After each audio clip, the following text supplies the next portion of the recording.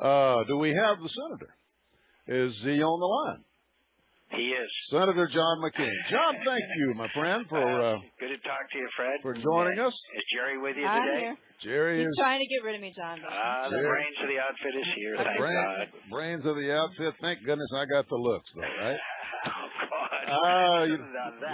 You don't have to laugh that hard.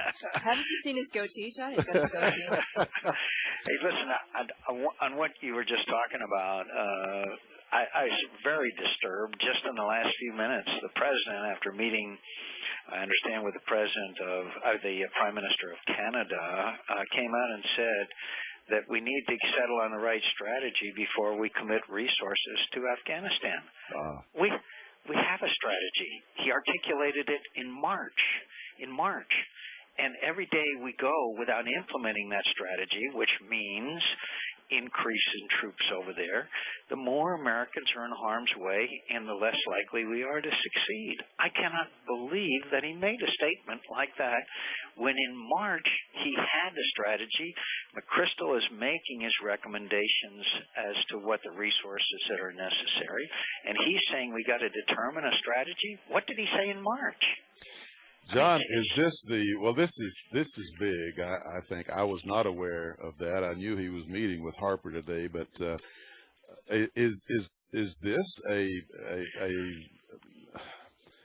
waffle from where he's been? All I can say is that there continues to be conversations that he is focused on the health care issue, does not want to alienate the liberal Democrat base by coming out with what we all know is going to be McChrystal and Petraeus, General McChrystal and General Petraeus' recommendation that we need more troops if we're going to be able to succeed there. Yeah, we're not winning, Fred. You know that. Yes, I do. And let's look at what's happened since he made his statement that this was the necessary war. You've had Carl Levin take the floor. You've had Dick Durbin come out. Excuse me, Dianne Feinstein. Others come out and say one way or another. Yes, you speak one way or another, saying no more troops and so forth. And it looks to me like that he's responding to that pressure that he's getting on the left now. Well, I totally agree. And the fact is, during the campaign, he said we had to win. And in March, he committed additional troops and said we had a strategy.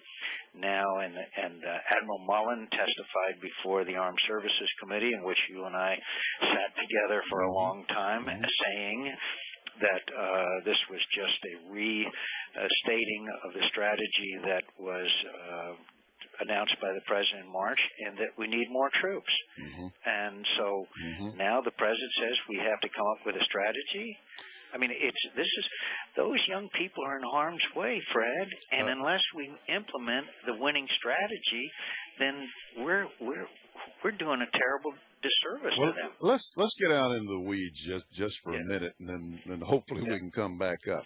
But what I can't figure out here is Levin taken to the floor, saying that we need to build up the Afghan forces first. Then there's Inouye and on these I guess it was an appropriations or an authorization bill. They cut the money for those forces. Number one, isn't that an inconsistency? And number two, can we build up that military before we get a little order to the place over there? I mean, isn't it just like Iraq in that regard? My friend, you were there at the time. Rumsfeld trumpeted the fact that they had 208,000 trained Iraqi army personnel, and they collapsed. They absolutely collapsed. They could not stand the Shiite and Sunni attacks, and we had to start back from the beginning with training the Iraqi army with the surge, with the additional troops that were necessary to secure and hold and secure areas so that the training could take place, so that people could move forward with a political and economic process. I said to Senator Levin, who you and I both respect, he's chairman of the committee, I've seen the movie before. Yeah. These are the same thing that they said would work before and didn't. Same people that said we could afford to lose in Iraq and had to get out and that the surge wouldn't succeed. We've seen the movie before. They were wrong then. They're wrong now. Tell again, the American people why that Afghanistan and prevailing there is important to us. One fundamental fact that we need to be reminded of, unfortunately, but we just celebrated or commemorated, not celebrated, commemorated the anniversary of 9/11. The people who did the attacks of 9/11 were trained in Afghanistan. After the Taliban took over, they worked in coordination with the Al-Qaeda and Osama bin Laden, and the attacks of 9/11 couldn't have happened, or certainly would have had much more difficulty in being orchestrated if they hadn't had the training bases in Afghanistan. That's why we went there in the first place. And by the way, the Taliban is very unpopular with the Afghan people. The Afghan people don't want them back. But what about Pakistan, John? Is that at stake?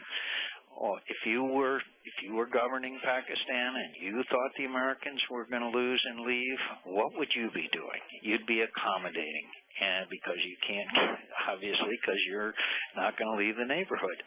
This could have a domino effect that I'm deeply concerned about. Also, by the way, doesn't that encourage the Iranians? Yeah, so, who, by the way, now we're discovering Iranian arms over there as we speak, aren't we? Yeah, and by the way, you know that Ahmadinejad says we're not going to talk about nuclear weapons. Well, that doesn't matter. Our Secretary of State said today, well, we're going to talk about nuclear weapons to the Iranians. Can you see the meetings now? They're going to sit down with the Iranians. Unbelievable. I mean, it's unbelievable. You I can't likened make it to the jilted lover down below on his knees, before the window saying, please talk to me about anything. John, thank you so much. I wish we had a lot more time. Let's do it again soon. Whenever I can, whenever you feel convenient. I cannot tell you the affection and love that I have for you and Jerry, and I don't say that lightly. Well, you and yours, my dear friends, especially those kids of yours that are serving their country, and we think of them often, John, and you carry on the good work. Well, I thank you for your continued service to the country, aided by the brains of the outfit. Thank you, Jerry. Well, we're going to cut you off now. Thank you, John.